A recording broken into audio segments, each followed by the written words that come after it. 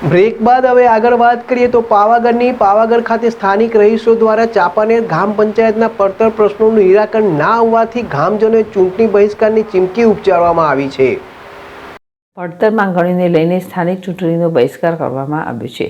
સુપ્રસિદ્ધ યાત્રાધામ તેમજ શક્તિપીઠ પાવાગઢ ચાંપાનેરના તળેટી તેમજ ડુંગર પર રહેતા ગ્રામજનો દ્વારા આગામી 22 જૂનના રોજ યોજાનાર ચાંપાનેર ગ્રામ પંચાયતની ચૂંટણી તેઓના વિકટ પડતર પ્રશ્નોનો જો નિકાલ નહીં આવે તો ના છૂટકે ચૂંટણી બહિષ્કાર કરવાની નોબત આવશે।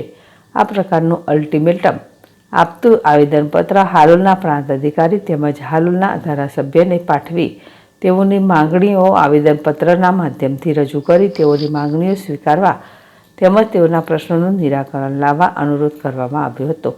ચાંપાનેર પાવાગઢ ગ્રામ પંચાયતના ગ્રામજનો દ્વારા ચૂંટણી અધિકારી તેમજ હાલોલ પ્રાંતને આપેલ આવેદનપત્રમાં જણાવ્યા મુજબ પાવાગઢ ગામમાં પ્રવેશવાના મુખ્ય માર્ગ એવા ભદ્રગેટ તરીકે ઓળખાય છે તે તારીખ 29/8/2024થી ભારતીય પુરાતત્વ વિભાગ દ્વારા રિપેરિંગ અર્થે બંધ કરવામાં આવ્યો હતો।